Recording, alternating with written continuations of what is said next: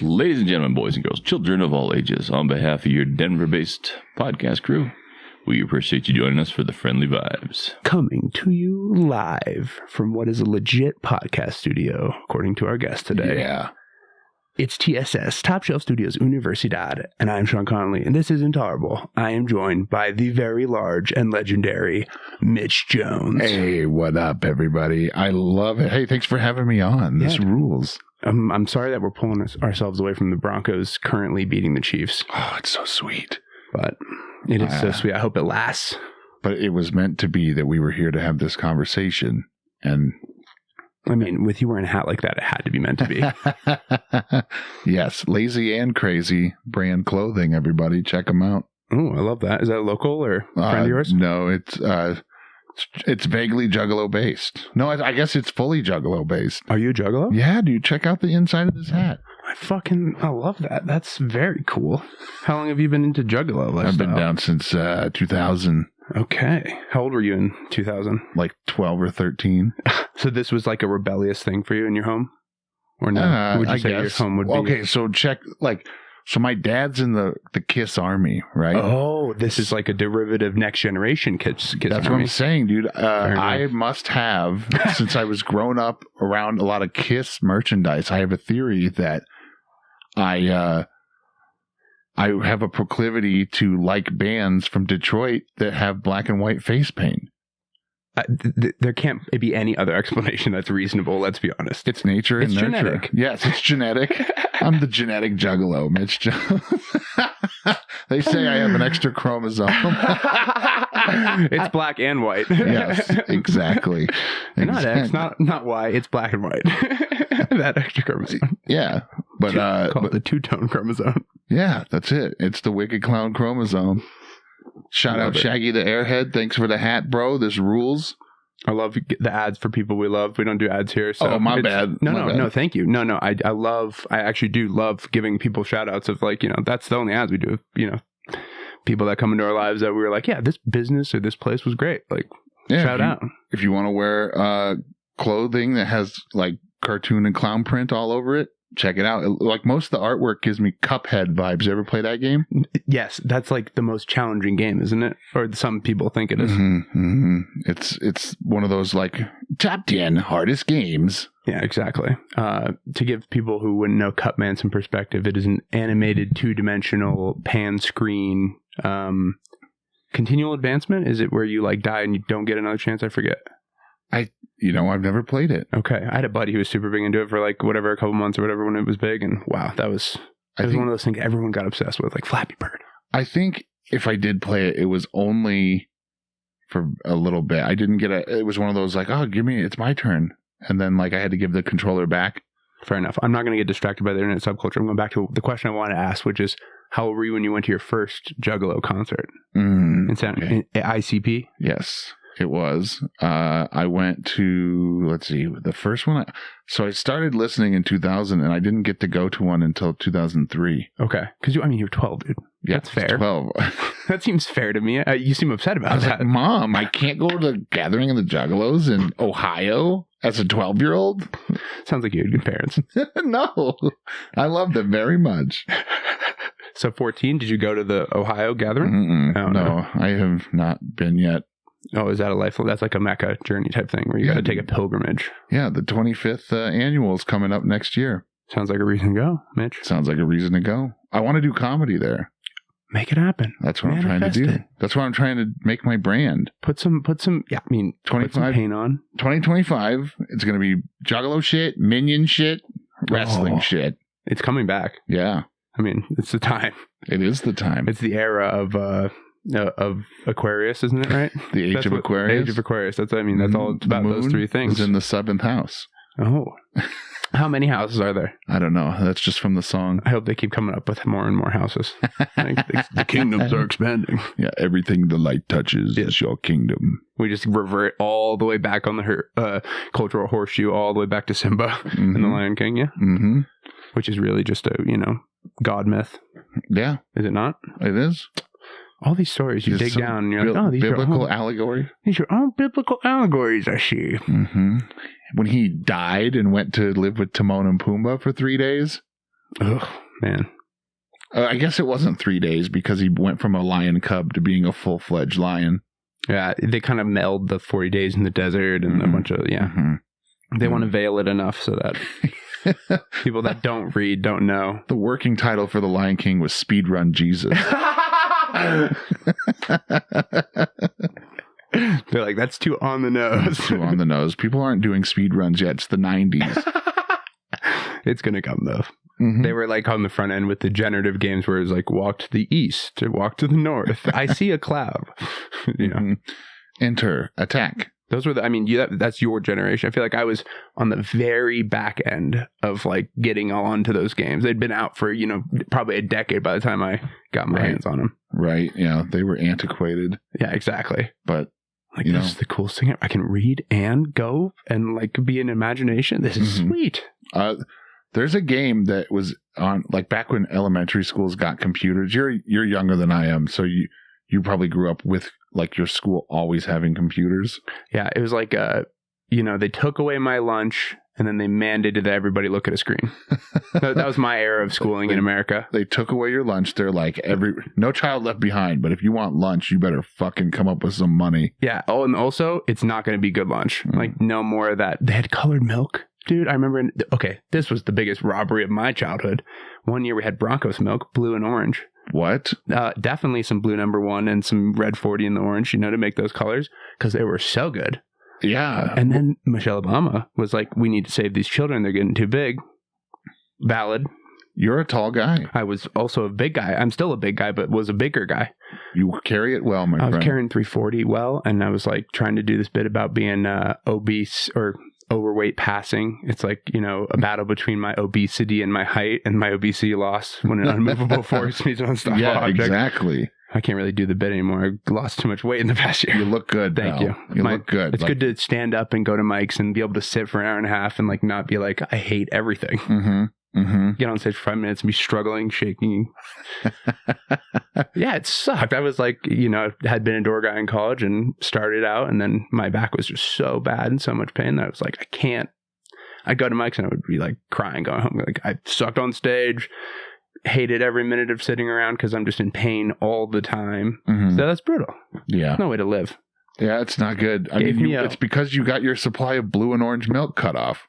I'm telling you, man, if they would have just given me the freaking colored Broncos milk, people would have been fine. We would have never been so shitty for all those years. And instead, the insurance companies have to pay what for my surgery? What banks are writing off what between other banks? I don't know. It's crazy. I don't know. So what were these flavors of orange? Obviously tastes like orange, right? I want to say that the orange is like a orange vanilla creamsicle type of vibe is what they were going for. So good. Yes. The blue just tastes like blue, and like the old school blue. But blue like number 7 or whatever. With the vanilla crossover. Oh man, that was a time. Anyway, so that happened. I think blue raspberry, blueberry. I'm conditioned to think blue as cotton candy now. I saw a video about blue raspberry as a flavor and like the origin of it, and that I want to say it was like watermelon or it's another fruit's flavor that people didn't like the branding of it as that fruit.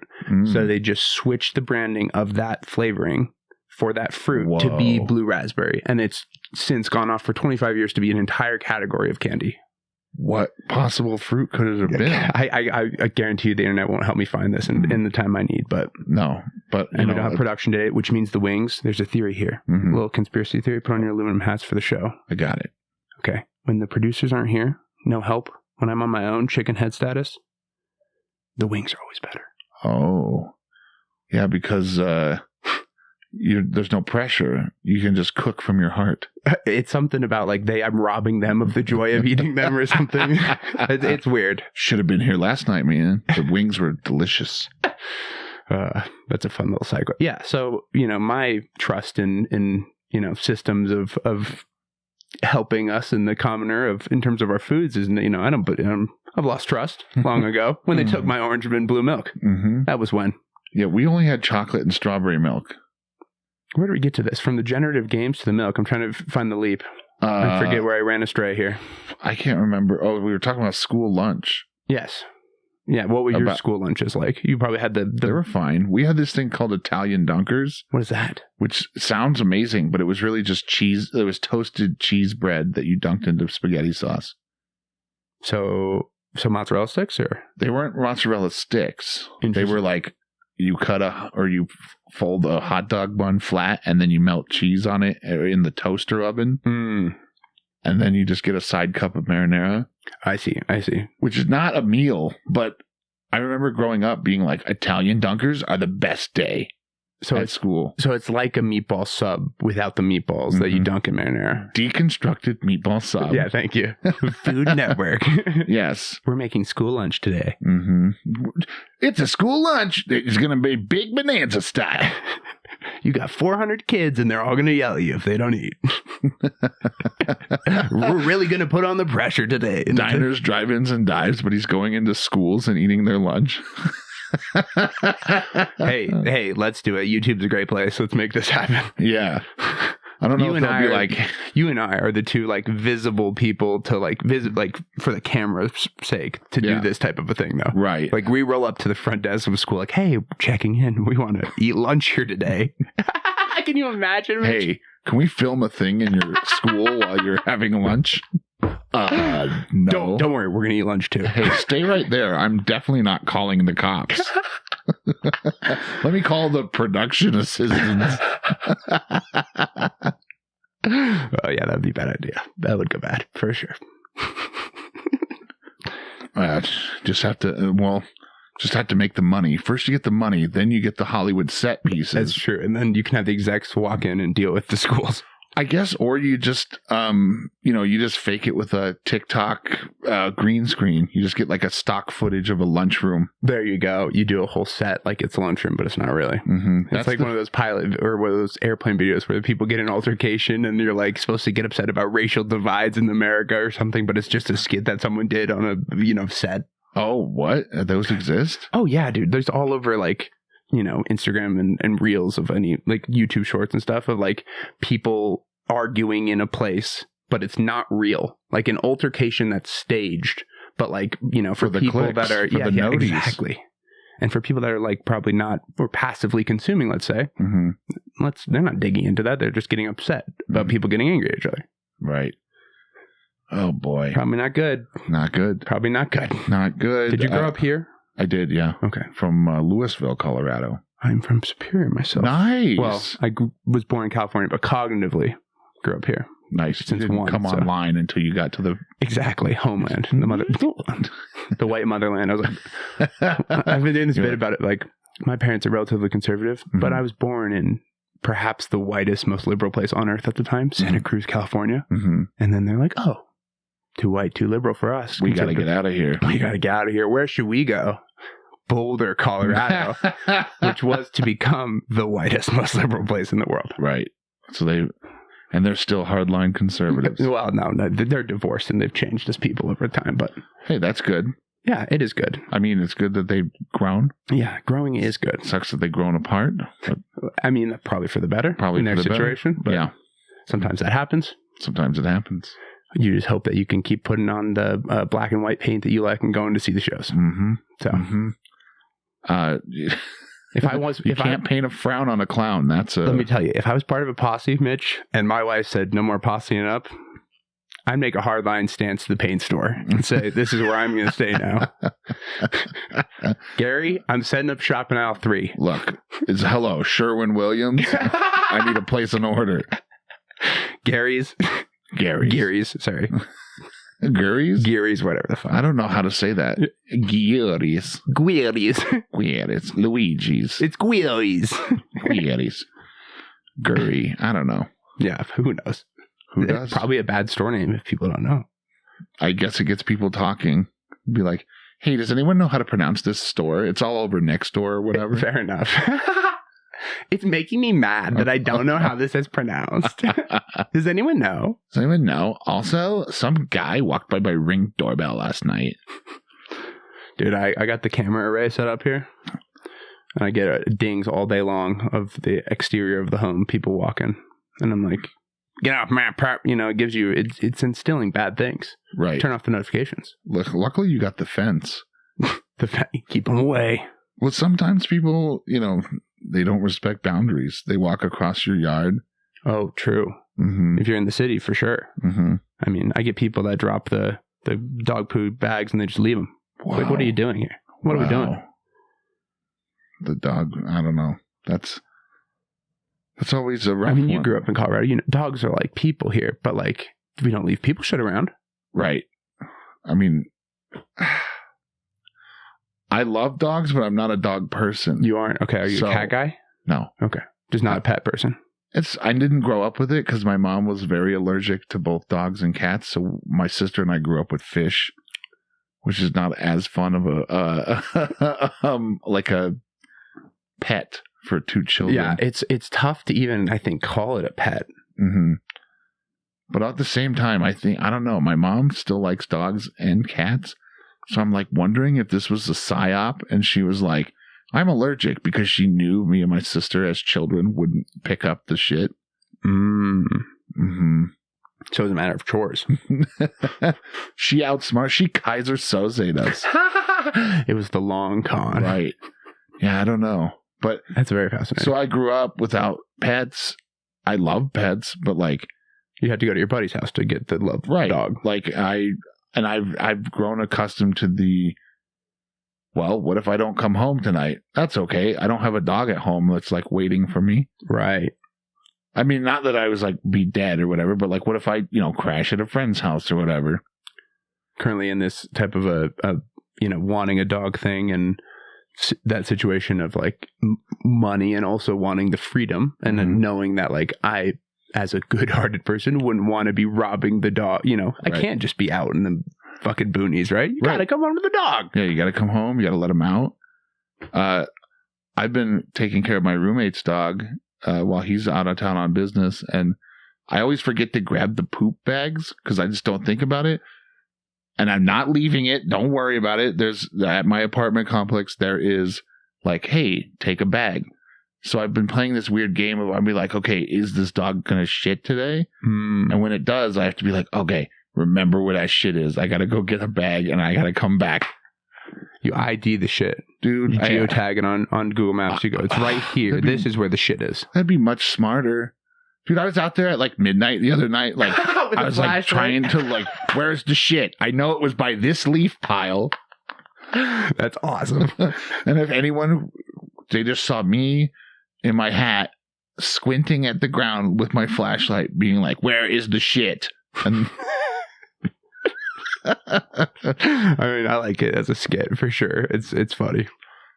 I'm going to tell you, as a non-pet person, I think some lady maybe in the skit, she steps in the shit while you're looking for it, and then she's upset it's on her shoe, but you're more upset at her because she just stepped in the shit you've been looking for 20 minutes. Yeah, it's blending in with the leaves. I got to do like a magic eye. Yes. I got to put my eyes up close to the leaves and then pull it back so I can see the shit popping out.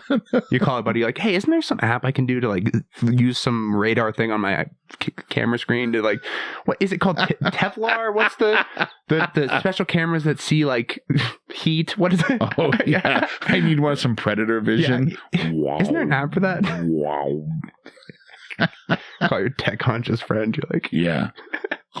I wish I could do the predator noise, but I can't. What are those military cameras that they...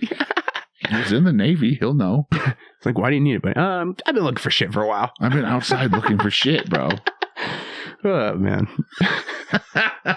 The image of you makes me giggle at that. I'm hunched over. Yes. I'm like looking through the leaves or whatever. Thank God it snowed so I could see it easier.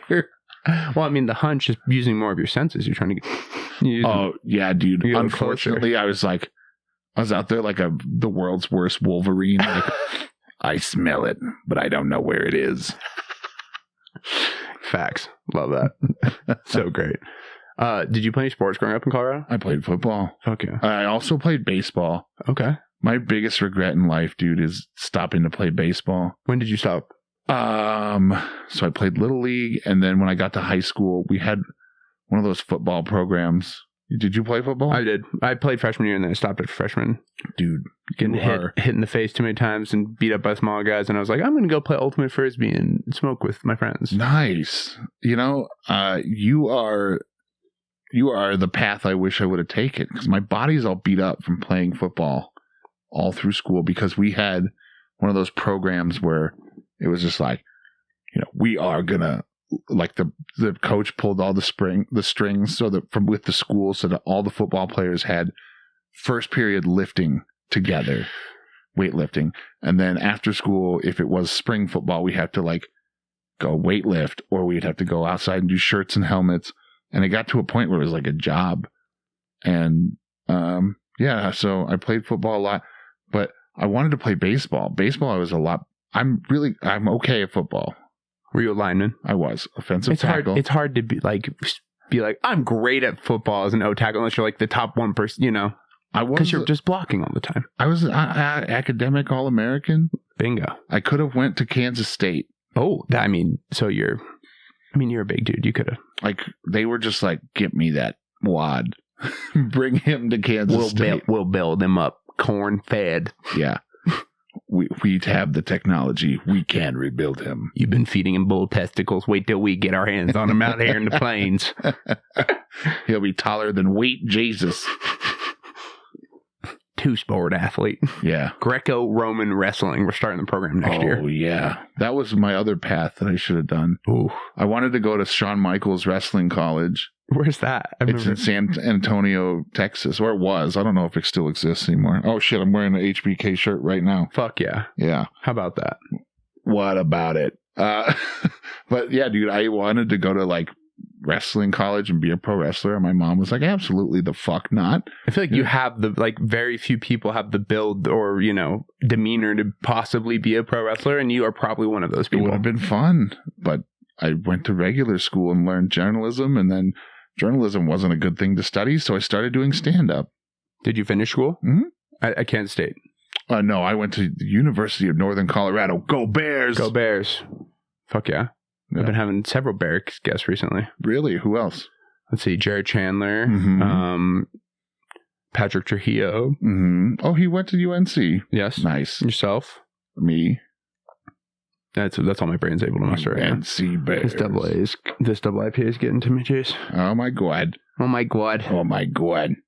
But yeah, I wish I would have played baseball. I love playing baseball. So that's a D2 school, right?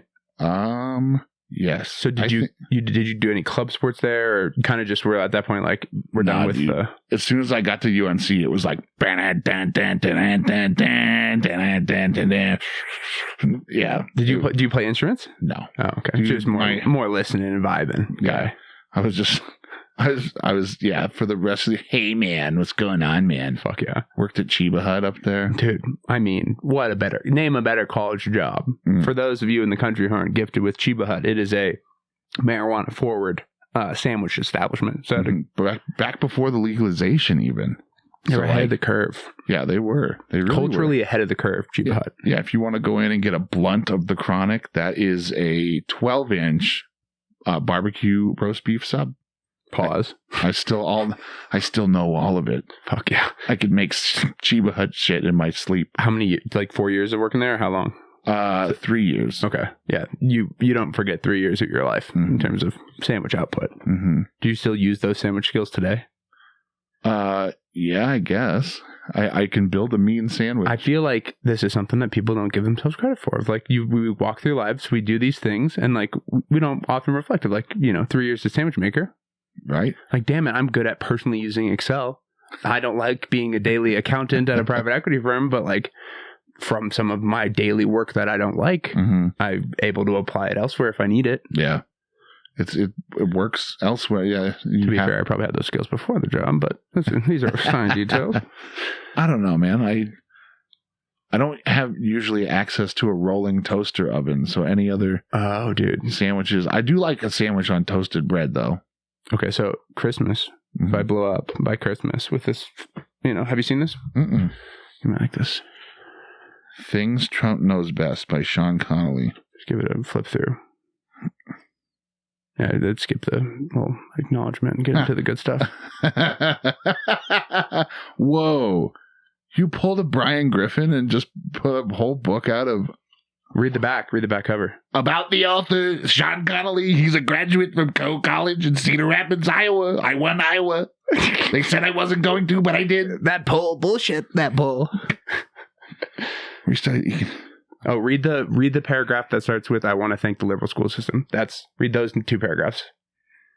Is that? And did it say that? Did I pass it? Sean's Gonzo Gonzo capitalist. What does that mean? You only bank with Muppets? No. It means I'm just like Gonzo journalist of Hunter S. Thompson. Mm-hmm. I'm injecting myself through my life, and I have been since a young age, into the capitalism. I understand capitalism and the American capitalist system very well. I studied economics in undergraduate.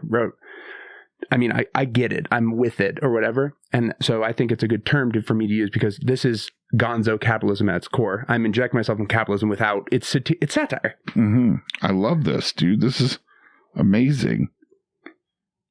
I don't see where it says thank the liberal school. Maybe it's at the beginning. Just say. Oh yeah, maybe it is at the beginning. Yeah, maybe it's there. Acknowledgements. SAP warning. I had to do it, but feel free to skip. Yeah, skip. It's terrible. Thank you to my parents, Mark and Michelle, and my stepdad. Above that, the one above that.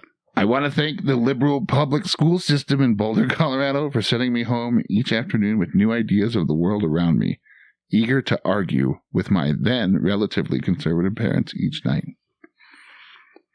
Yeah, I love this. This is a good read. You can read I read this on the bus. So my buddy that read the quote on the front cover. My buddy, he started the pod with me, and I'd give him shit for not being able to read. I wish I could read this book. So Aziz, read the back. You like those quotes? There's 3. I know words. I have the best words. So the Trump quotes are real, but those other 3 quotes are obviously satire. I like how there's a quote by Kamala Harris on there. I was born in the middle class. You merely adopted it. I am very intelligent. Some people would say I'm very, very, very intelligent. Why is his little bitch voice so fun to do? Do you see the little hands on the front too? I don't know if you can notice that. Cover artwork by Lila Swanson. Nice. Have you sold a lot of these? We're starting to pick up steam. We just we just got it across the finish line. I had this idea 5 years ago. Nice. Well, it's weirdly relevant again. Well, the thing is, in 2016, which is when I started undergraduate, Michael Knowles published a book called Reasons to Vote for Democrats. I don't know if you've ever heard of this. Mm-hmm. It went New York Times bestseller #1. It was blank bound pages and had a Ben Shapiro quote on the front. And this propelled him, as just coming out of Yale as a history major, to being like a political pundit. Wow. Anyway, not my goal with this. No.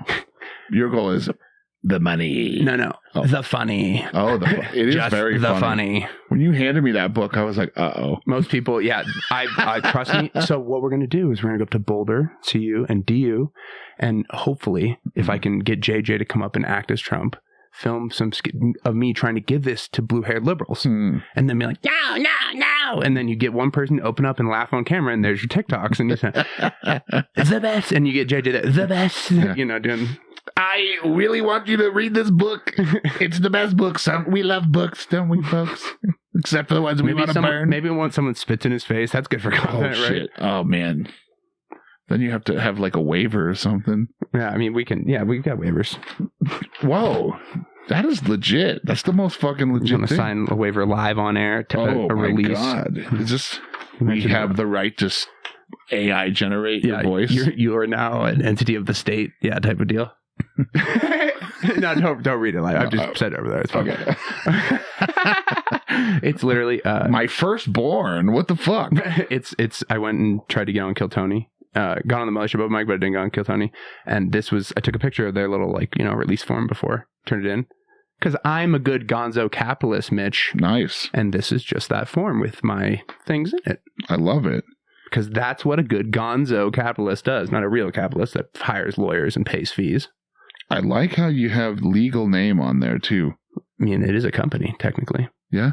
I mean, yeah. Well, I mean, assuming that is this a pencil? It is technically a pencil. Okay, you want me to sign with a pencil? Please don't. I mean, whatever. Don't worry about signing right now. I'm not going to, but...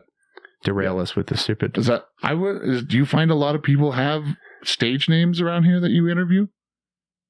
No. Oh, okay. No. Okay. Because I was like... Again, just lifted off the form. My legal name is Mitchell Jones. people ask me if that's a stage name. I was like, why the fuck wouldn't I think of something better? Mitch Jones. You know what? In 2019, I was burnt out on comedy, and I was like, I'm going to change my stage name. I'm going to change it to Mitch Jericho. Mm. And then COVID happened, and I took that as a sign to not do that. The world was guiding you away from that path. Hey, you know that thing you're about to do with comedy? There's no more comedy. You sit and fucking think about that for a while. When did you start comedy? 2010. Okay. Wow. You've been at it for a fat minute. You are just about to cross over into like the mastery zone, right? 15 years. I guess. I don't know. I know it's all obscure and bullshit. And paths are all different. I'm very, understanding of this. But I thought I would be further along than I am, but whatever. I'm grateful. I'm having fun. I've seen you work. Let me just say this as someone. If you're in the Denver scene, I've seen him work. He is very talented and proficient, and you will not miss out on a great night if you see him do comedy. Please go see him. Thank you very much. I appreciate that. Do you headline? I do, yeah. Okay. Mm-hmm. So you have a full hour? I can. Is it all good? Maybe. Is it all good? Maybe. We don't know. They voted for it. We'll see. No, I can do 40 to 50 minutes, and I can do an hour if I dick around. I'm not great at crowd work just yet. I think most people who are like lay to comedy might not understand, but like most headliners that come around the country, they're doing 45 or 50. Mm-hmm. And if they're doing an hour, there is 10 minutes of just, work around time in there. Yeah, because you never know if someone's just like, I relate to that story. Yeah. Okay, cool. Let's pull focus to you for a second.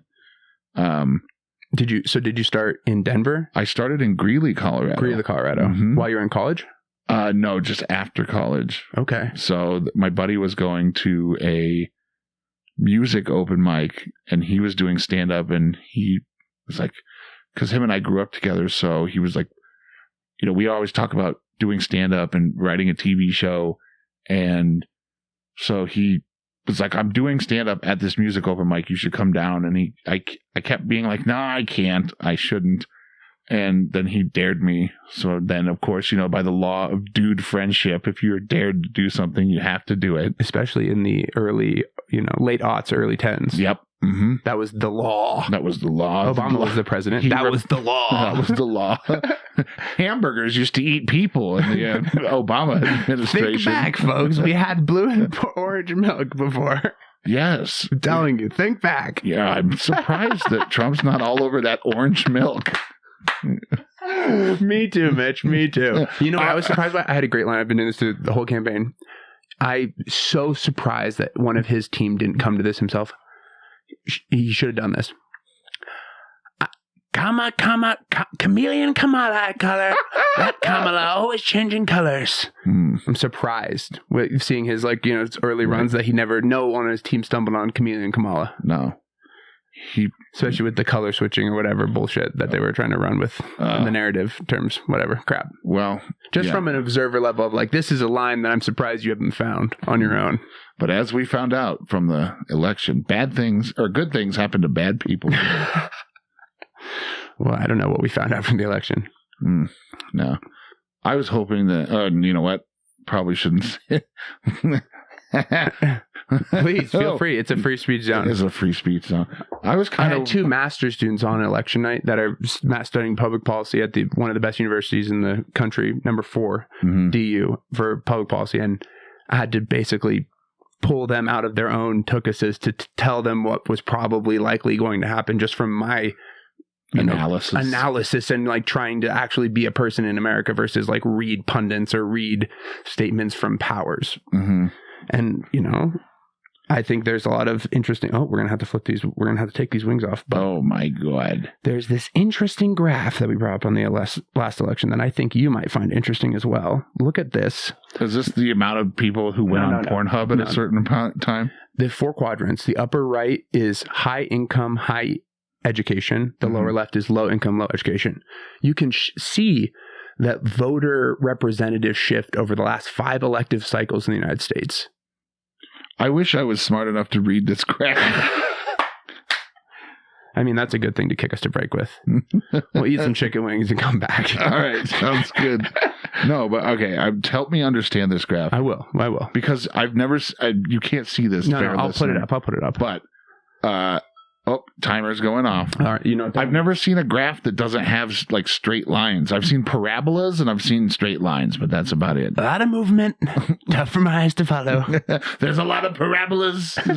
Some say that they're theoretical numbers. Well, we're going to be back with some chicken wing eating after the break.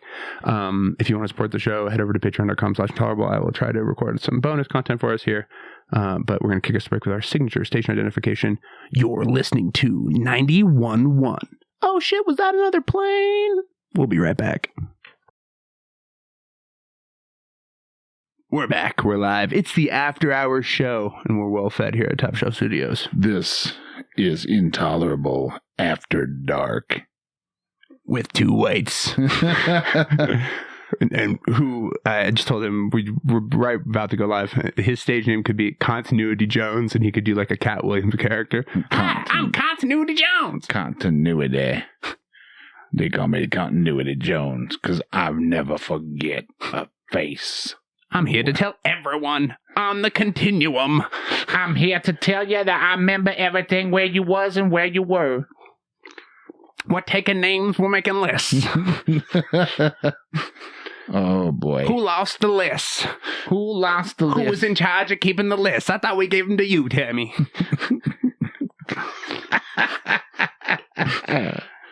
All right, come on. We're having fun here. It's the After Hours show. Did we not just tell you? This is a land of satire. It is 3 a.m. right now. Welcome to the blank book, XXX nudity in the audio form. Nudity.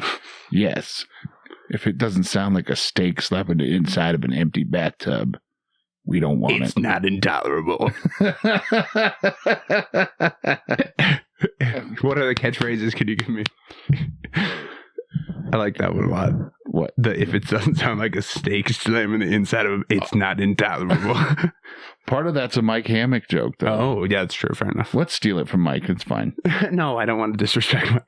No, I'm sure he'd be fine, but I love you, Mike. To ask. I want to have him on as a guest on the show. Maybe I could like take knees in front of him and suck him off for it or something. Yeah, sure. Just tell him I said it was okay. Yeah, okay. Hey, Mitch said it's okay. Mike and I, we used to be in a comedy troupe. Tell me about this. Yeah, it was called The Four Horsemen. I've heard of this. You have? Yes. Really? I've heard this, and yes. Who else was in this? It was Josh Skillman. He doesn't do comedy anymore. Okay. And Eric Lindstrom, R.I.P. I started doing that Sammy Sosa thing ironically, and now I do it sincerely. When did he pass? Eric Lindstrom? Yeah. A couple years ago now. Damn. I didn't know him at all. He was out of comedy before. Yeah, I'm sure it was long before your time, young Padawan. Oh, I'm very young. I'm a grasshopper. Young grasshopper. We must come to Coruscant and learn the ways of the Force. What a great idea, though, remaking A Bug's Life in a Jedi universe where the grasshoppers have like a grasshopper is Grievous. Yeah. Clearly, that's a great casting, by the way. Kenobi. Come on. The noise. Yeah, and then you do, instead of the lightsaber noises, it's bug noises that they make. Wow. Come on, folks. Hey, Pixar, pay me some money. I can write some stuff, folks. Disney owns both of those things. So easy to do. Yeah, especially these days. Come on. Yeah. With overseas animators. Right. Dude, I just got to say, I love these microphones. Yep. They make it so easy to do voice acting into. You come over whenever. Know the power of the dark side. Honey, when you coming in? Dinner's ready. Bite my shiny metal ass. Have you done any voice acting? That's been something that I would love to. Once upon a time, I recorded 10 episodes of an animated sitcom that never got animated. Ooh, okay. Tell me about this. It was called Mother Puppet, and I was the puppet, and my voice was just literally like just a Kyle Kinane ripoff voice. Hey, what's going on? It's Luther the puppet. How you doing? Okay, that's funny. I like that. I got to tell Kyle Kinane a great compliment over High Plains. Mm-hmm. I saw him walking and was volunteering at some place, and he was walking in, and I was like, hey, sorry, I got to stop you and tell you this. You're my stepdad's favorite comic. And he's cool because he's closer to my age than he is my mom's. And he laughed and thought it was hilarious. Hey, yeah, all right. That sounds great. Thanks for telling me that. Something. Yeah, I mean, he was kind about it. He's awesome. He's one of my favorite comics. Dude, pound for pound, I don't understand why there isn't a better respect. I don't know. Maybe there is, and I'm not but like I feel like he should be mentioned more frequently with like in terms of people that can he's put out so many good hours, I feel like, so consistently. Kinane, Matt Bronger. Oh man. Mm-hmm. Both of those guys awesome. Is he out of like the Northwest now, Kyle? Mm-hmm, I think so. That's sick. Yeah. Is he's still the voice of Comedy Central? No, it's David Bory now. Oh. Mm-hmm. That's cool that we got the torch got passed off to... Yeah. So whenever you hear it's like, coming up next on a new episode of South Park. That's David Bory. Sick. That's so cool. Yeah. When did that happen? A couple of years ago now. He's been doing it for a while. Yikes. Egg on my face. It's all right. You would have never known. But That's yeah, true. every time it's just like, on an all-new Daily Show. That's David. Hell yeah. That's sick. I'm excited to go watch some Comedy Central now. Yeah. Yep. On an all-new Workaholics. They don't make Workaholics anymore, but imagine if they did. I would to be sick if I could get David to do it. Intolerable. Coming up on Intolerable. I'm sure you would do That'd be it, so dude. sick. I should ask him. Yeah, he's so kind. I'm sure he would. Mm-hmm. I don't think he knows me that well, though. But who knows? It's all good. I should ask him on. He's back in town all the time. So He's I need always to get him around. at South, dude. He's like E.T. I'm always here. Wait, was that E.T.? I'm so thankful to be in Denver, dude. We have such a great scene. So many great comics here. Really, truly. A lot of fun. It's pretty amazing. Mm-hmm. Doesn't Rory Scovel live here now? Oh, really? I think so. Oh, wow. That's sick. Yeah. That's what I heard at High Plains. I don't know if this is gossip.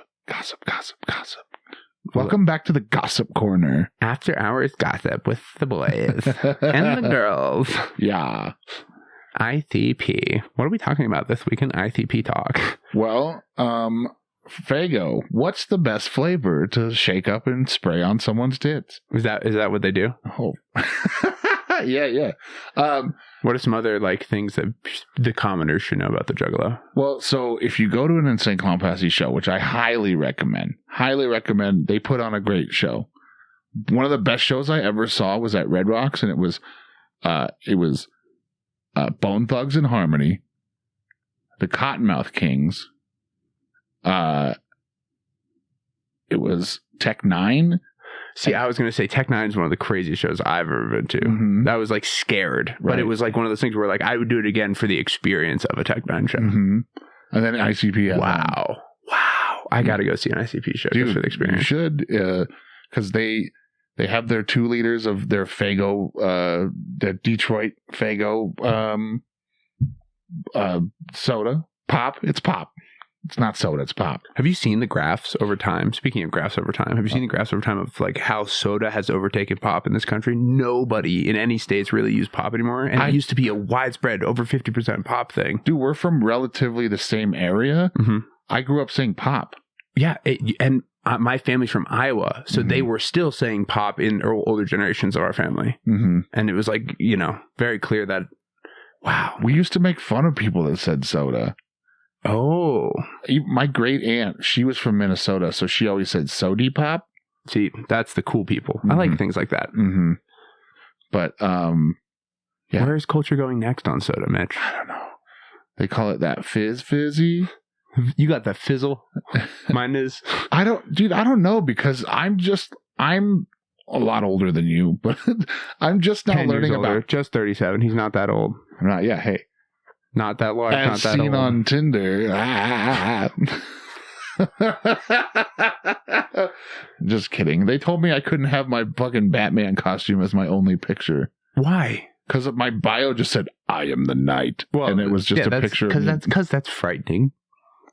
He's the best hero of them. Oh, well, it's just because I was disillusioned with using dating apps in general. So I also don't think it's like, I think if I'm the average person at one of those companies is like reviewing the things, and they come across you and they're like, 6'8", 300 pounds, and the Knight. No, this guy's banned. No, they would just see Batman. He can't be real. It's some kid playing a joke. Right. That's what they think. Some 37-year-old kid. Yeah. Well, they're like, he looks like a really real thing, but they can't believe this is a person. Well, they kick you off because I thought about it. I was just like, fuck, all of these ladies are robots. Because one of the rules is you have to be yourself, right? Right, you have to be yourself. But also, I was like, fuck, you can't promote anything. So you can't just be like, hey, this sucks, but come see me at Comedy Works or whatever. Right. Because then you get banned for life. For life? Yeah. They said you'll never find love. Hope you like finding love on Bumble because you ain't using Tinder. Dang. Gone forever. That's crazy. Right. This is the kind of canceling that Trump's talking about in the campaign.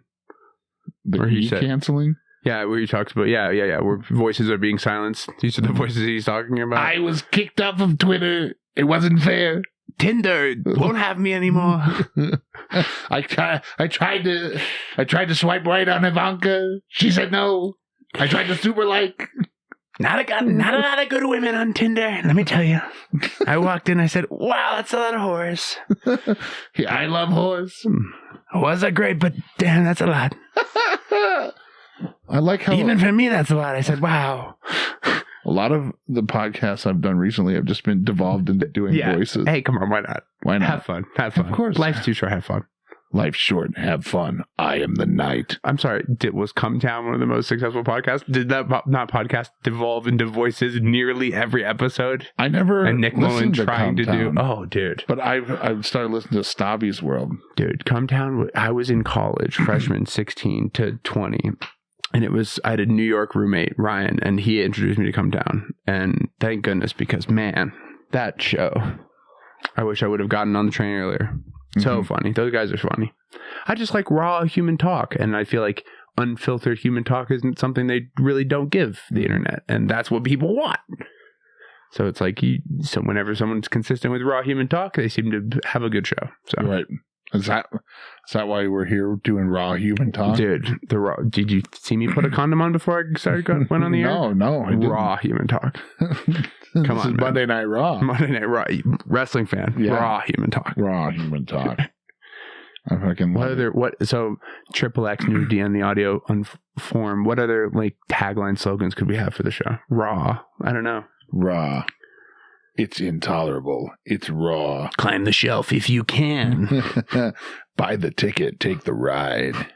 Climb the mountain and jump the fuck off. This is intolerable. Turn up the volume and rip the knob off. That's really good. I like that one. That was really good. That was fun. It is. Am I listening to the radio right now, folks? I mean, my goodness. This guy. Coming up next, we got a 90-minute commercial-free ride. This is the Uncle Nasty Radio Network. Where are my kids? I took them. And then it just it's like a car driving away. I'm not sure who you are. I'm not sure where you're from. I don't know the rest of that quote.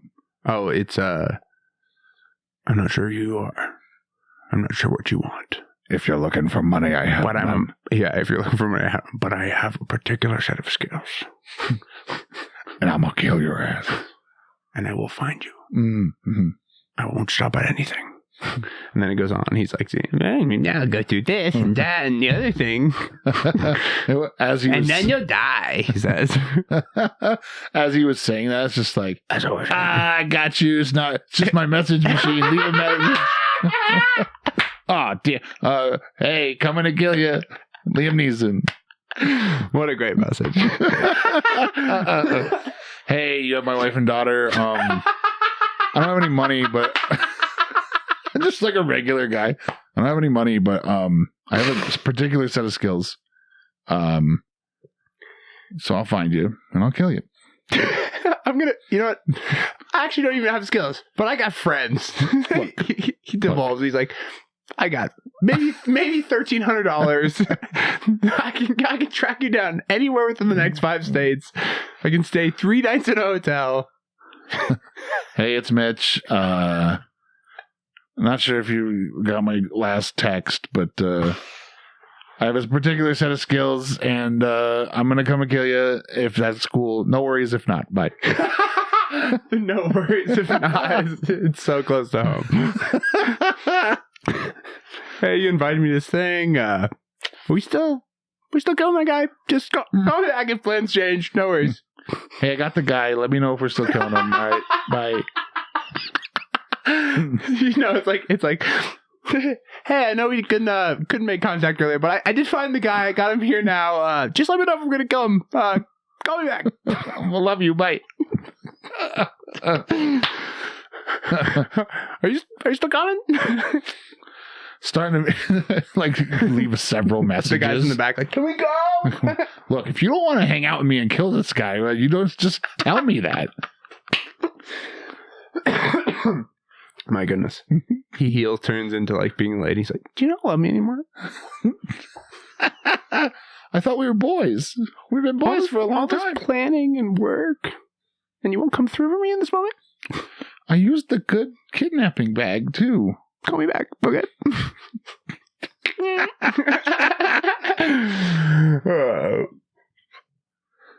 That's rich. Yes. That got me. Sorry. Taken. But not. I have an even less particular set of skills. Taken, but like with 30% of the skill set. Look, I don't know who you are. I probably won't find you. But if you need a good dick joke, I got it. No, I think here's a different angle. Because 30% of skills, 30% of knowledge, he goes, hey, you didn't say who you were. You probably should say that on your message next time. I know you like made a bunch of empty threats and stuff, but like, who the fuck even is this? Like, if you want to get along in this kind of world, guy, you got to say who you are. Again, this is Liam Neeson. I don't know whatever his name is in that movie. Yeah. Hey, Liam Neeson. I don't know who you are. I have a particular set of skills. Again, Liam Neeson. This number. Call me back. You know, I have a particular set of skills. I don't know who you are. Have you seen Watch? I hit it on my ass. So good. I'm walking around with a watch. The watch. That guy's so legendary. All right, let's play a fun game. That picture on the wall. Yeah. Female or male guest that gave it to me as a gift for the studio. I'm going to say female. Smart man, Mitch Jones. Yeah. Who gave that to you? Christina Vasili. Oh. Is that not a great gift? That is a great gift. It's an amazing gift. She kind of scares me sometimes looking. She looks deep into my eyes. It's Lizzo on a sandwich. A Lizwitch. Is it Lizwitch? I don't know. I don't know whether to be hungry or horny, you know? We should get Elizabeth Warren on a sandwich above her in the same position. Oh my God. You'd have like a deli wall of just naked celebrity women on sandwiches. There's apparently a whole Instagram of it. Whoa, what? Apparently this is from celebs on sandwiches. Whoa. I feel like I really dropped the ball. I didn't know about it either until she informed me.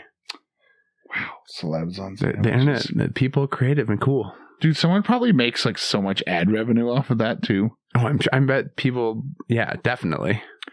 We're so cooked, like as the kids say, we're so cooked, bro. So cooked, dude. Dude, I watch videos of people mixing paint, and it's like, well, I'm gonna wonder what the new color is gonna be. You do? Yeah, dude. Imagine, wait to give it 10. How many years have you had the internet in your life? Okay, so when did dial-up start? 95, 96? Right. We were a late adopter, both in cable TV and internet. Okay. But I don't know, probably like I had internet early enough to fucking ruin my parents' computer with LimeWire and like downloading viruses out of songs and shit. I really stuck it to Lars Ulrich and downloaded so much Metallica. So like, let's think early 2000s then. So you've had 20 years, you've had more of your life with than not. That's insane to just think by about. A little bit. So you're a great sample size for when you're 20 more years along from now. Mm-hmm. They can mix what kind of propaganda in front of your face, and you'll be interested in what color comes out. I don't know, like paint. It's like, just different. Will the paint have like some, you know what I'm saying? Like if we're already so able to be like fascinated by screens and color, because I'm the same way, right? Mm-hmm. Like I've had much more of my life with technology than not. It's only going to get worse for two people 2 years younger than me. Yeah. I see this like acceleration of a depreciation in humanityness mm-hmm. with some younger people of like 2 years, 4 years younger, where they're like, iPad kids, you know. They're sociopaths. Well, no, they're just like so consumed by screen. They think, and my previous guest and I were talking about this, like, you shouldn't get the internet and social media kind of fully until you're like 18, because if you grow up with the foundation thinking that that's reality, you get fucked up.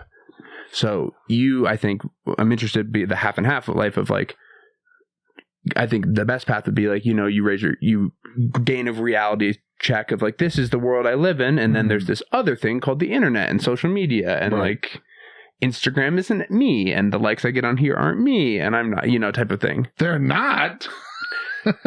Right? Yeah, no, it's such a weird thing. We've all given ourselves this data entry job that we don't get paid for.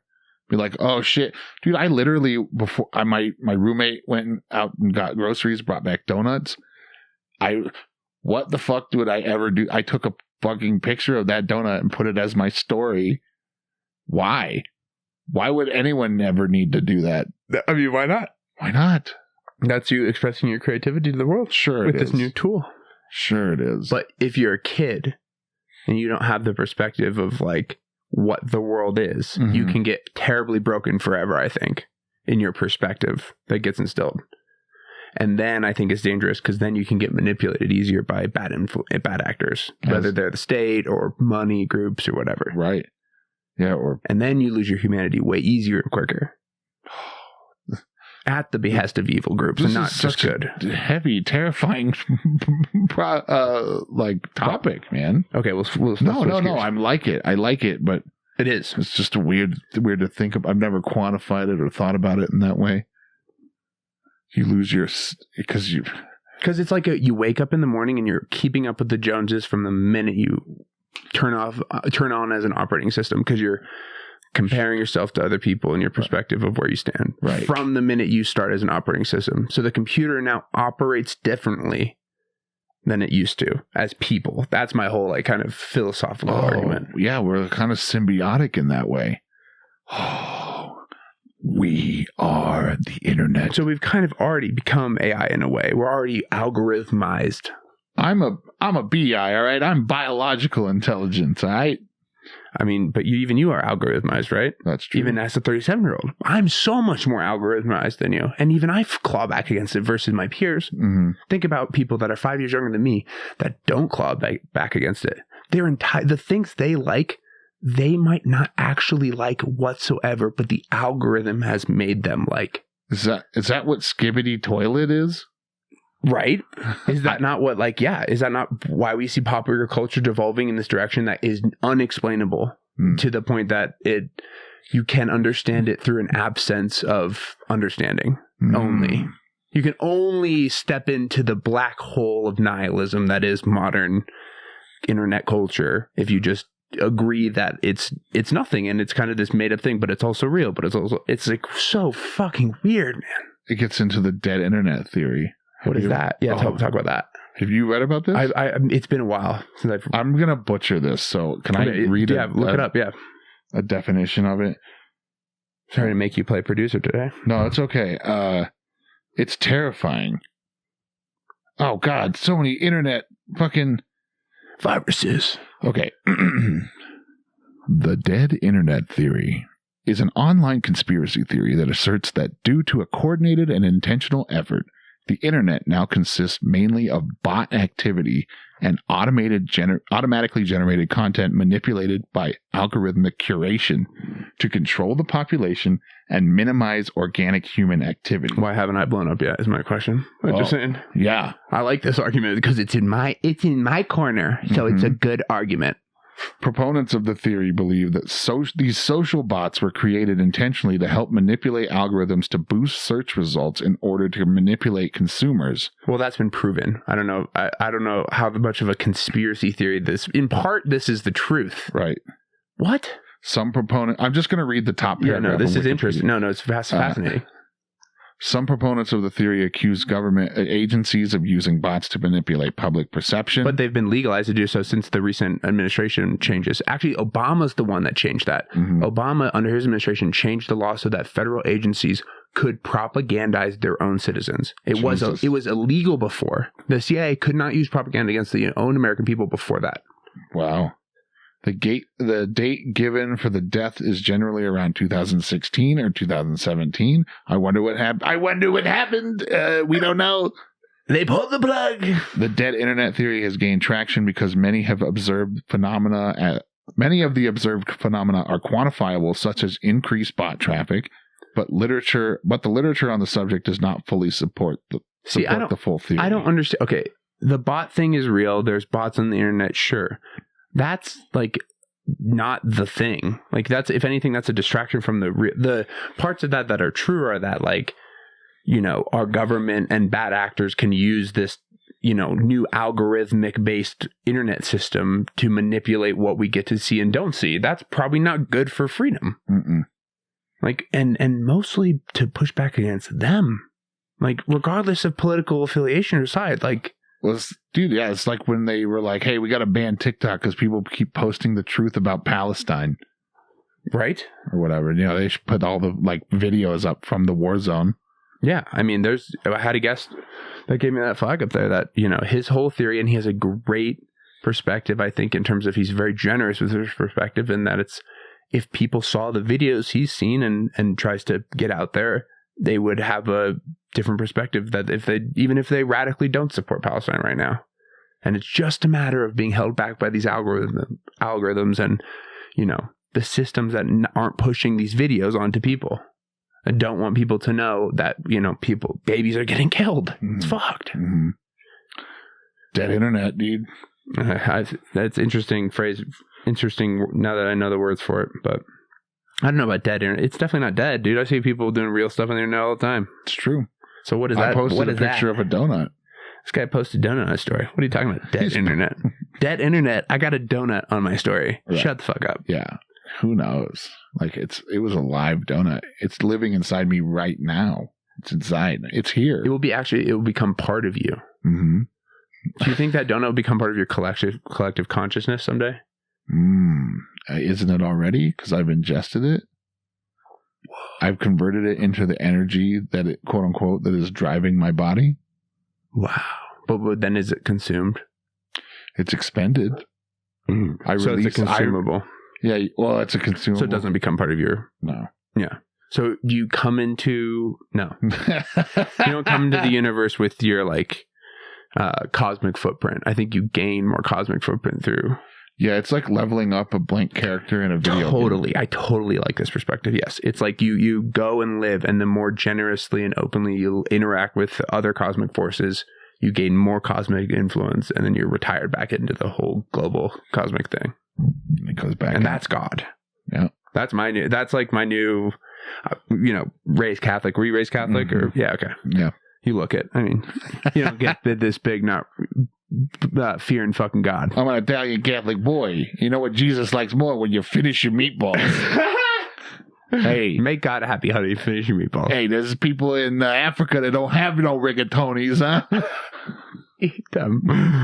I mean that's how it works, folks. So we're just being honest here.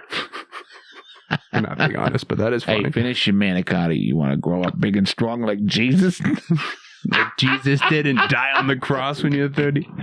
If you're lucky, they'll pin you up. They'll pin you up. You better not change your name to Mitch Jericho. I swear to God.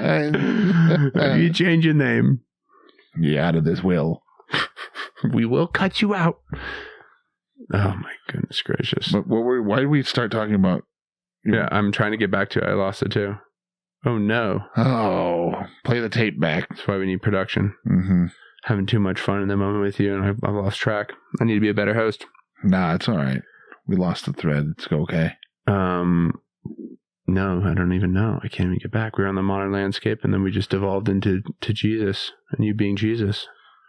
Oh, you said I look like a kid who was raised Catholic. Oh, yeah, raised Catholic. That's right. I was getting at the whole, like, that's where I've come full circle from Catholic to atheist. I did the atheist, and then I did the non-denominational, like, and I've just bounced through being interested in religion and philosophies, since a young age. So, but now that's my current take of, like, cosmic force and type thing. If I had to, like, really tell you what I would put chips on at the global casino, that's where I would put my bet. You're one of those Stardust people. Yeah. Okay. Yeah. I think I think the Stardust lines up with a lot of other things too. That it gets put in this hippie corner a little too much. But Yeah.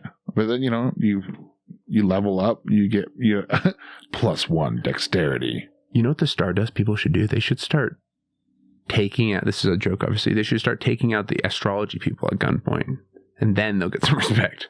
Because people associate the Stardust with the like hippy dippy astrology shit. Mm-hmm. They just need to start asserting their dominance over that. That is such a Scorpio thing to say. Leo. Oh, you're Leo? Big miss. Swinging and miss. When's your birthday? 26th of July. Nice. I'm 22nd. Okay. I'm a Cancer. Cancer switched over in what, the 23rd? 23rd is Leo. Edgelord, this guy. Cancer Leo cusp. Yeah, that's right. I had a girl ask me what time I was born once upon a time. She said, you born on the cusp? I said, sweetheart, cusp isn't going to matter when it comes to us. And I said, I was born at 3:03 on July 22nd. You know the time? I don't know the time. You had to ask. You've been asked so many times you figured it out? No, I think it's because my mom told me once when I was little, and I have the kind of, I got the touch in my head where I remember stupid little things. I have a lot of good recall for like, hey, remember this? People are like, no. I have but do you have like a general bad memory on the whole? No. I don't think so. Okay. I never forget. Elephant man. Yes. I am not an animal. I'm a man. Maybe I'll call the episode Elephant Man. Please don't. No. I won't call it that. I'm just kidding. You're right. After what we've been through, dude, on our journey, we did not record Patreon. We're having bro to bro time. We're having bro to bro time, and also making gains. Yes, we're making gains. Mitch is going to come back in 6 months, and he's going to report so much improvements in life. Yes, we're reporting. Not that there's not already great things going on. He's right. He's a driven guy trying to make improvements like we all are. Mm-hmm. I'm going to come back with this bucket hat flipped upside down. You just wait, folks. You just fucking wait. What was it? Oh, one of my favorite lines in the fucking Elephant Man. Have you seen that movie? It's been a while, but yes. Right. But he's just like, can you cure me? Yeah. It's like, no. I'm just Anthony Hopkins, bro. He's like, you might have the power to help me. Can you kill me? What happened to the Elephant Man skeleton after Michael Jackson died? Speaking of can you kill me, I don't know the answer to the Elephant Man story. Did you know that he bought the Elephant Man skeleton? No. Michael Jackson? Michael Jackson. Why? I don't know. Hey kids, this is my Elephant Man skeleton. If you want to have some wine near it with my chimp in it. Like, what the fuck? Dude, I don't know. That's crazy. Yeah, dude. I didn't know that, no. He bought the Elephant Man's bones. Okay. His skeleton. His bones. I like the way you put it the first time. The bones is way better. The bones. He bought the Elephant Man's bones. And the bones were their money. He bought the Elephant Man skeleton. He bought the rights to like the whole catalog of the Beatles music. And then there was a point where Marvel Comics was going out of business. Like they were going into bankruptcy in the early 90s. And Michael Jackson was like poised to buy the rights to Spider-Man so that he could play Spider-Man in a movie. See, that's just bullshit. That's just the American dream. That would have been insane. Think about that sliver of reality that those people live in. I mean, that's fun. Where they have Spider-Man in the 90s as a major motion picture starring fucking Michael Jackson. We just had the guy that hosted The Apprentice become the only president to serve 2 terms unconsecutively since since Grover Cleveland. Yeah. Dude, So I think we're in a pretty great sliver for laughing at what's going on. Oh, yeah. Dude, it sucks because I have a great Grover Cleveland joke and now I can't fucking... Yeah, let's hear it. Can we do it? Okay. So... If you don't mind, if you want to keep it, then... No, I mean, I don't think I can do it anymore. Mostly just because I don't want... Because I bring up Grover Cleveland as one of the... Well, I'm sorry, it's a bad, but I didn't mean to be rude with how I led into that. That was very rude. That's okay. Okay, let me ask you this philosophical question. This will basically be a deconstructed. This will be like an inside the comic studio version of it. What did we say earlier with the deconstructed? This is like the deconstructed Italian Dunkers. Yes, this is the Italian Dunkers segment of the show. That's the name of the episode. Deconstructed Italian Dunkers. There it is. Deconstructed Italian dunkers it is, folks. Hey, dude, I'm seeing Deconstructed Italian Dunkers at the Marquee next week, bro. What a killer fucking band name, dude. What a killer fucking band name for a punk band. Yes. The Deconstructed Italian Dunkers, dude. Yeah. I'm in. Okay, so here's the question. Take me through this philosophical. I pose this question. First of all, I ask if there's anybody who's good at math in the crowd. I'm pretty decent at math. Okay, so you're good at math. All right. So let's say that you lose your virginity, right? And then you have other lovers throughout the years. And then one day, years later, you meet up with the person that took your virginity and you have sex with them again. Can you count that as two different lovers? That's a very fascinating question. Yes. So people him and haw. A lot of people start shouting, no, it's only one person. It's the same person.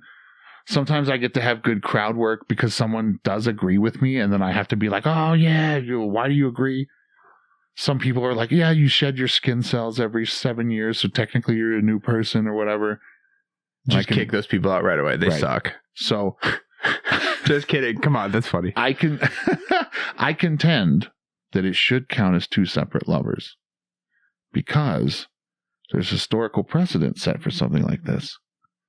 There once was a president named Grover Cleveland, and Grover Cleveland was the 22nd president of the United States.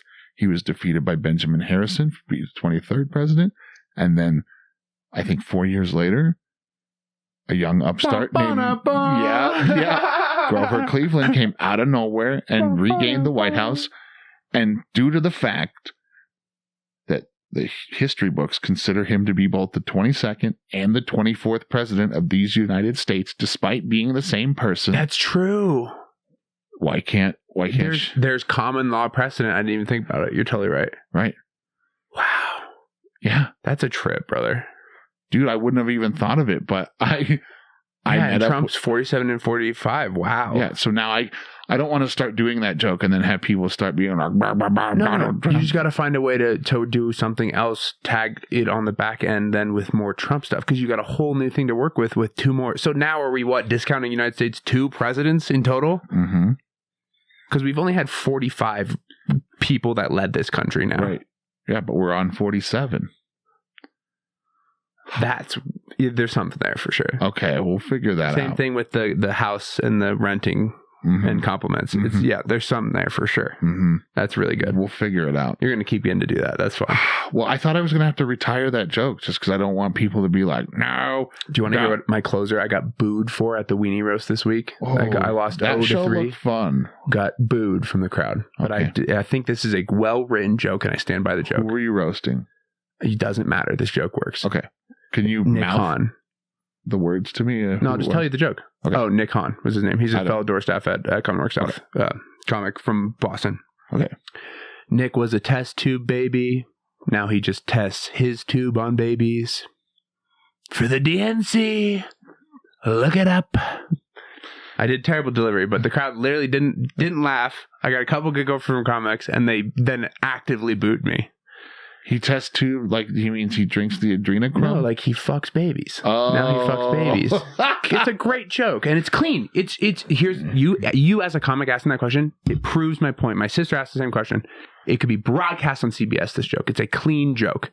We rewrote it several times to make it a clean joke. Oh, I get it. Yeah. Like, he tests the tube. You could do that on CBS on fucking Conan. It pisses me off that the crowd booed me, but whatever. Who cares? I'd rather still do the roast. I like to think Patrice in hell or heaven, wherever he is laughing.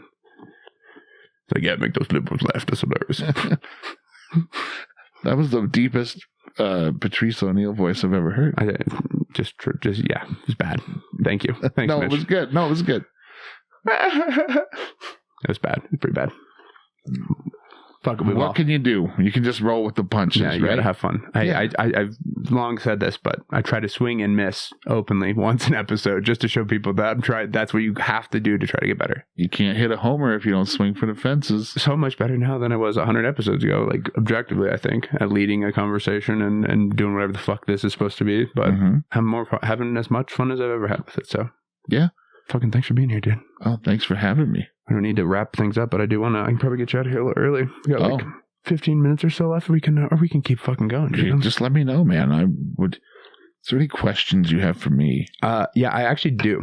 Okay. As someone that's 14 years into comedy, mm-hmm. some people who are longer along in the journey at your stage have said that some of their advice is to stay even keeled, to, shake off the downs as much as you shake off the celebration of the ups. What kind of personalized stories and lessons have you learned, or what advice could you offer me? Okay. As someone that is not going to quit. Okay. That loves this, that at to the point of maybe I don't ever do stand-up or become Sex Festival. I could be comedy's non-ward. I'm going to be in this somehow. Mm-hmm. I'm going to not be in law school. I've done school for 16 years. I've got all the way to the finish line of law school, and I got an instinct of this is not meant to be. And it's because I'm supposed to be a comic. Mm-hmm. And I could lie to myself and fucking do whatever else, but I'm going to be a comic in my heart. So I would rather try to push towards that. Okay. And I'm not going to quit. Yeah. How long have you done comedy now? I'm like a 2-year comic. I started in 2018, but then pandemic and health issues. Gotcha. So. Right. Okay. I think so. A lot of people emphasize the grind, and I get that. You got to be at the mics every night, and you got to be on a show, and I recognize that. But as a person that doesn't do that, I got to go at my own pace. I feel like going at your own pace is a highly undervalued thing. To feel like you have, and that's why a lot of comics, as they get older, are in recovery, I think, because they go so hard when they're younger. I don't know. That's assuming that you start when you're younger. Because I was about the same age as I was, or as you were when you started. Because if you started in 2018, that would have made you what? You're 21, basically. 21, yeah, 20. I started when I was 23. I also think it's healthy to take a break every now and then. Because if you grind too hard, I mean, I don't know. Maybe this is just me speaking from my personal experience, but if I am just solely doing comedy, I'm not experiencing anything else. So I don't have to, I lose the chance to generate more material because, if I'm not out there living, I don't have another way to be like, oh, hey, everyone, a crazy thing happened the other day, and now I got a brand new 7-minute joke or whatever. I jokingly always said, you got to quit comedy at least 2 or 3 times a year. I think that's healthy. But not hey, everyone, I'm quitting. Just hang back or whatever. I personally take December off just because it's kind of I do stuff here and there, but I try to do about 10 shows a month if I can. But for December, it's so hectic at my day job that I was I can't. It's hard to be both Peter Parker and Spider-Man during December. So I usually just take December to kind of hang back, and then I'll do things here and there, but I just live. And I think that's highly underrated. That sounds like really solid advice for me. Yeah, that's kind of what I stepped into when I was getting back into it here after post-surgery. I was well, I'd gone to a few mics and I was well, this isn't sustainable. Mm-hmm. Well, I'd get a door guy job and be around it and really be a sponge and try to learn whatever else and acknowledge that I'm not going to be able to go to mics 4 times a week, 5 times a week. And that's just what it is. If you got a day gig, that's hell, dude. I get in the office at 6:45, 7. So it's if I'm sitting around from 6 p.m. till 1 a.m. to get up, it's sometimes that's tough. And I'm not trying to say anything as a mark of the quality of the mic, but I would love to go to the Lion's Lair, but it starts at 10, which means it really starts at 10:30 because it's that makes for a late night. And I don't want to be hey, Anthony, you got to put me up early. I'm cool. I'll go with the flow. But then, sometimes you get old. I think you're in a great position right now to grind if you want, because you're young. But, dude, I used to go into work after I would do a show in Colorado Springs. I would hang out after the show, and then I would drive home at 2 a.m. I'd get home at 4 a.m. I'd go to sleep for 3 hours, and then I'd wake up and go to work. And I could do that, but now I'm like, oh shit, I'm like falling asleep at my desk doing that. Not that I'm old by any metric, but man, it just starts to wear on you. It's a hard knock life for jokes. It's a hard knock life. We can do it. I love it. I mean, there's an undervalued, like, I love comics talking about comedy and the process and the grind in the road. Mm-hmm. And I forget who specifically, but like, I like the perspective of, we work all the time. And then when you're on stage at the show, that's for free. Right. So, but there's so much part of working to be a comic that can like make a living off comedy that's not on a stage doing comedy. Right. There's no off season for comedy. Summer shows, spring shows, winter shows. They had the fucking roast battle in the blizzard the other day, and I was like, "Oh, okay. God bless you. Have that show while it's dumping snow." Were you on it or no? Oh, okay. But I heard about it. Yeah, that's intense on Friday night with snow coming down. It's pretty bad. Well, I mean, do you have any advice on terms of like staying in the mindset or like longevity other than your own pacing? I think longevity is, or the pacing is key to longevity. Clearly, I mean, you're also going to have a good time if you're doing well at comedy and being booked more, because longevity sucks if you're, like, I don't, how to say it is, like, if you're not doing a lot of shows, it could be incredibly more frustrating to have that longevity, because then you're, I don't know if you want to say spinning your wheels or whatever. Totally, that makes sense, yeah. But, yeah, like, it's easier, I guess, to go on your own pace if you're booking the shows, which you have to do by getting better, by grinding. So it's such a comedy is just such a cruel mistress. Feeble bitch comedy. It's comedy, she's feeble. Comedy, she is, how you say, the cruelest mistress, no? She doesn't pay any of her bills, and neither do I. Thanks to comedy. One time, I mean, comedy is inherently very frustrating on the administrative side of it. The performing part of it's so fucking fun. But like, especially if you're doing all your own stuff, which a lot of comedians are, all the like planning and I don't know. I'm speaking from my experience. Everybody else's experience might be different because I work a full-time day job and I do stand-up.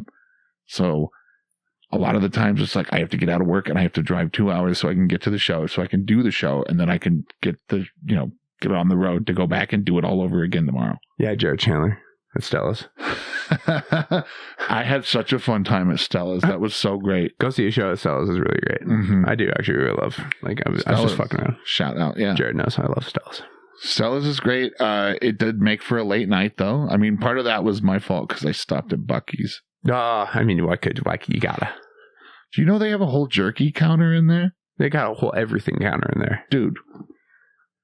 They count the elections in Buc-ee's. They got an everything counter. Not to get away from the real, like, in-depth inside baseball comedy talk, but please do. Okay, so part of this show is great because we get to take it wherever we want to go, man. Yeah, and also this is part of my process. Whether I have a good show or a bad show, usually I have like a post-show meal in my car, and I'm overthink. Oh fuck, I didn't say this line, or I said it a little differently, and it didn't hit as hard. That's the part that drives you nuts, I think. And the tough thing is, like, don't you have to do that too to get better? That's the fuck part for me. Mm-hmm. It's like the other night with the roast battle, I was like overthinking how bad it did on every single level, and all this is like, at some point that becomes unproductive, and you just have to bail on that. Mm-hmm. You have to like do that exercise for a minute, I think.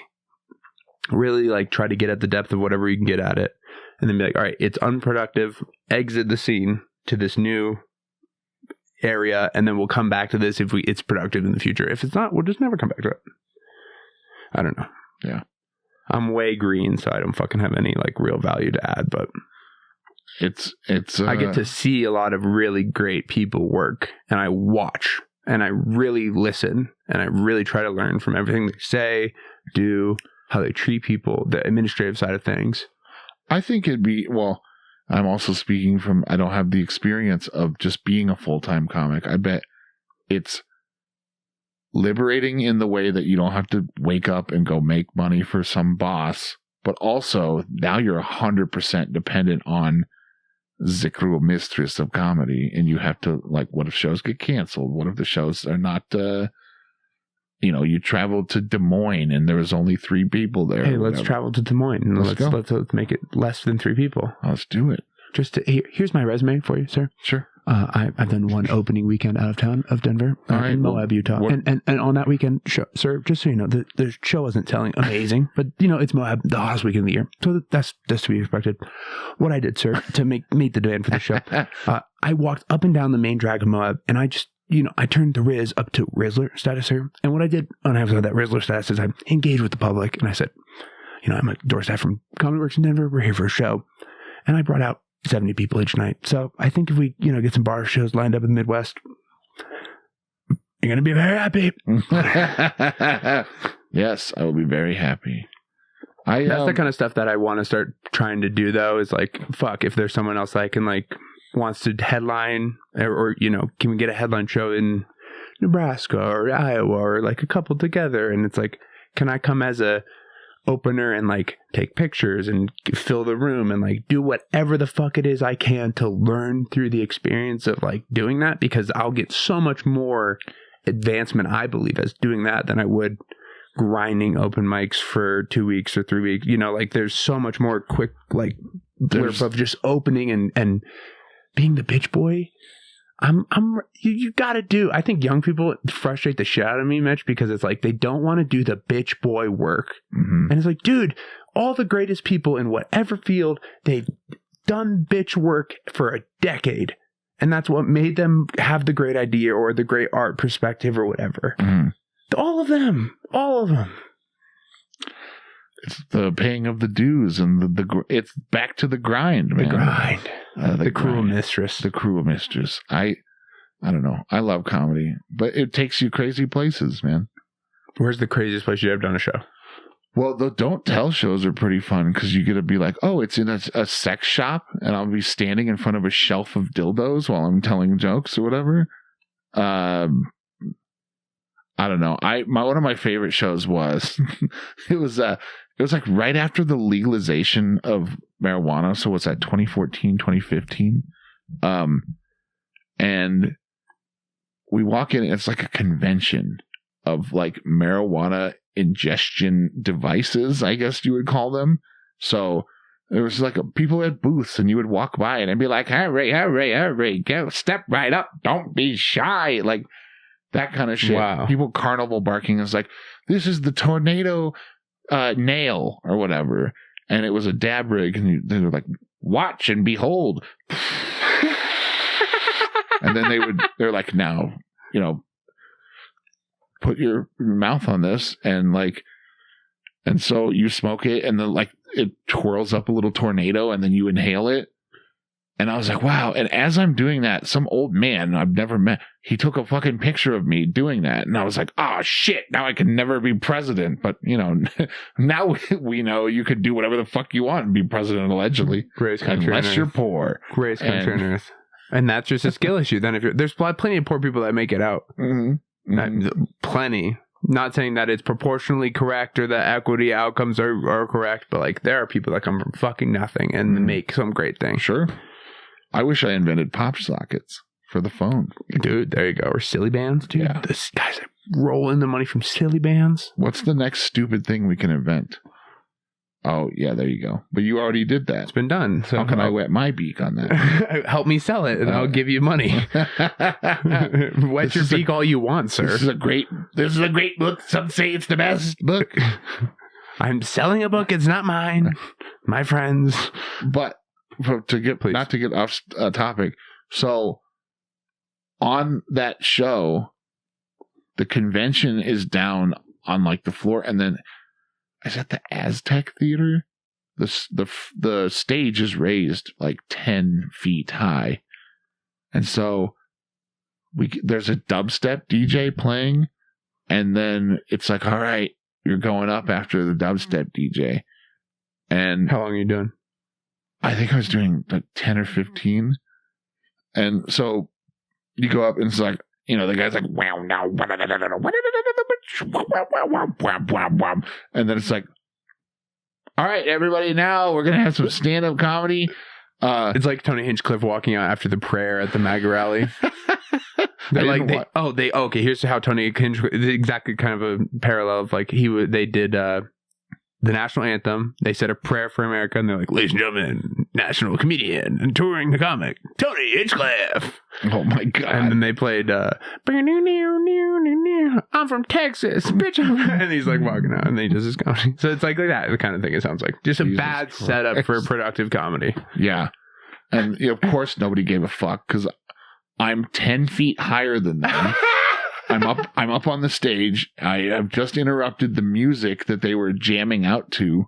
You're 10 feet tall. You're huge. And also, people are, you know, like giving sales pitches for their marijuana smoking devices. So, you know, it's like, I've sold pipes from Brockway, Ogdenville, and North Havenbrook. You know? And by God, let's put them on the map. The PAX era is for you. Right. Oh, no. Hey, sweetheart, how many times have you been like, I need to cook a roast, but also I need to get high? Well, now the ladies' pipe. You should. There's a fun bit there of like a marijuana oil salesman instead of a snake oil salesman. Yes. Oh man, that would be great. Put it on your knees; it'll cure it. What? This hydraulic press and a simple parchment paper is all we need to make the greatest invention the world's ever seen. Watch as the oil drips down. Simply put this over the kitchen. A hot plastic fork. Put it in a quartz nail, whatever. Inhale, and there you go. Harnessing the power of atomic technology. Nuclear dabs. For the future of America. Mm-hmm. No birth defects detected yet. But, yeah, dude. Research not done. Research will not be done. Yeah, research will not be done. So then I do my shit. Everyone doesn't give a fuck at all. And then they made a game time decision to be like, oh, we're losing them. We better get the dubstep guy back out there. And so they bring out the bookshelved by a dub chef guy. No, not me. There was more comics on the show after me. No, thank God. Okay. So, but since they were like, oh God, no one cares about the comedy show, they decided to do the dubstep DJ in between each comic. So that's what I'm saying. Like, what? Yeah. So it was just like, oh, Mitch, some lady put a donut on his penis or whatever. Thank you, everybody. Look me up on Instagram. And then it was just like, and then everyone started having a good time again for 10 minutes. And then I can't remember who else was on the show, but it was just like, I was like, good luck. Dear God. I think Bear Quattlebaum was one of the people on that show. What a tough gig. Yeah. Those are the gigs that make you better, though? No. Those are the ones where it's a sad eat in the car at the at the Buc-ee's or the Culver's. Yeah. Can we rank a top 5, quick rapid fire top 5 of after post show sad eats, bomb eats, post bomb eats? Oh, I don't know, bombs. Oh, he doesn't bomb, folks. You heard it here first. That's not. Give me just post show eats. I don't know. I stopped differentiating between like victories and it's all slop to him. Sorry to reduce you down, but yeah, no, dude. All right, come on, give me a top 5 slop list. Come on, you can give me some top 5 action. Okay, so I mean, this wasn't a sad eat though, because I went I wasn't in my car. Let's do victory eats. Top 5 victory eats. Sure. Jerusalem. I had a chicken shawarma. That's a good one. Yeah, that satisfied the. I haven't had a good shawarma since there used to be a hookah bar I went to in high school that was connected to a Mediterranean restaurant.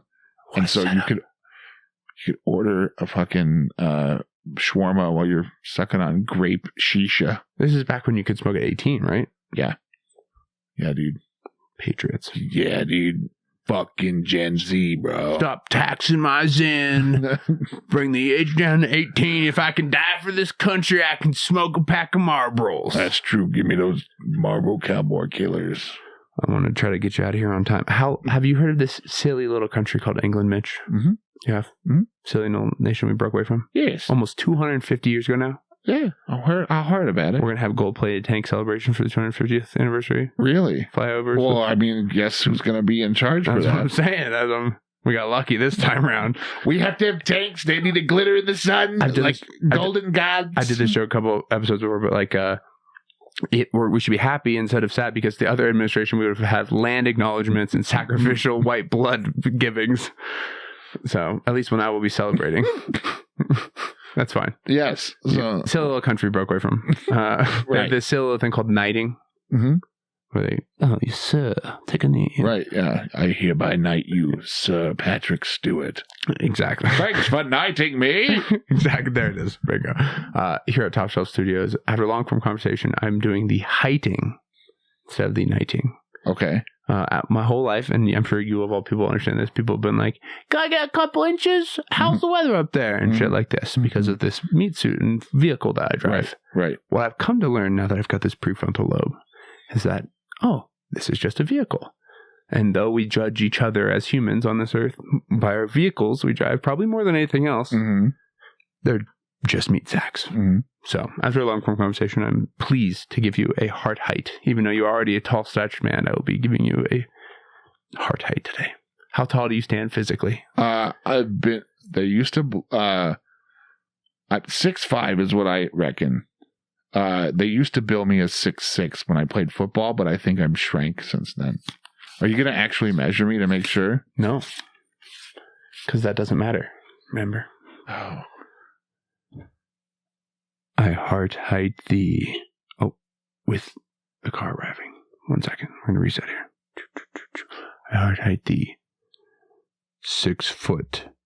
That's a lot of heart you got to carry through life, brother. Yeah.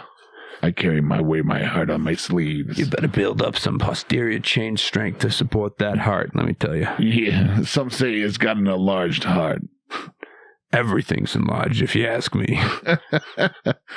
Where can the people find you? You can find me on Twitter. I refuse to call it X. At Comic Mitch Jones. I'm at Comic Mitch Jones across the board. I'm on Twitter as that.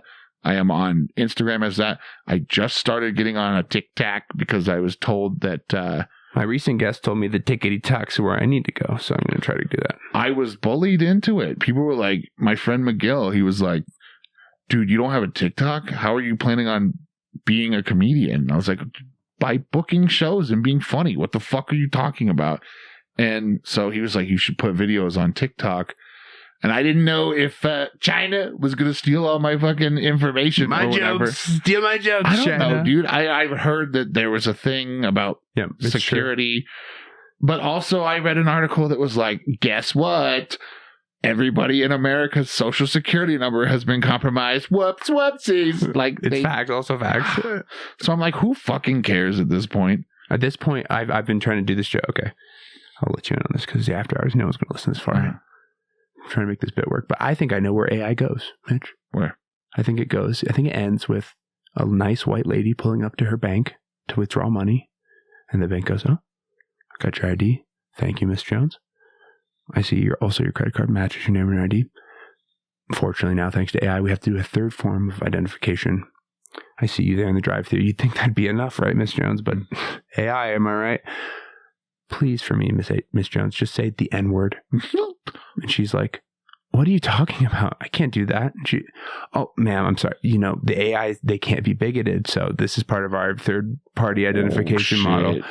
If you can't say the N-word, I can't offer an alternative." "Yeah, that'd be good if you could please offer an alternative." "Okay, ma'am, if you could just say the F-word." Miss Jones is in her car. She's like, "What the fuck?" And her kids are in the backseat, right? Mm-hmm. So she's scared. And she's like, "Okay, I guess I need the money." Fuck. Haha, nice try, Miss Jones. That's not the F word we're looking for, and you know that. We know that. You're not going to get this withdrawal today. Here's your ID. That's where AI ends. Because AI can't be bigoted. What AI can't do. So humans are going to have to lean into the bad things. Unless you train the AI to be bad, which is even worse. So it's like, okay, what the fuck are we doing? I don't know. I just need to know, when do we have to start killing Terminators? Just give me the guns. Right. I'm Kyle Reese. I'm here to protect you. Send me back in time. Where's the time machine? I'm ready to go. Yeah, send me back in time. I'm here to protect Sarah Connor. Trump eliminates all these federal agencies, but he creates a new federal agency, the Terminator Agency, and he makes Arnold Schwarzenegger the head of the agency. Oh shit! Dear God! Oh my God! To fight OpenAI and Sam, whatever that guy is. I always think about this. There's a quote from.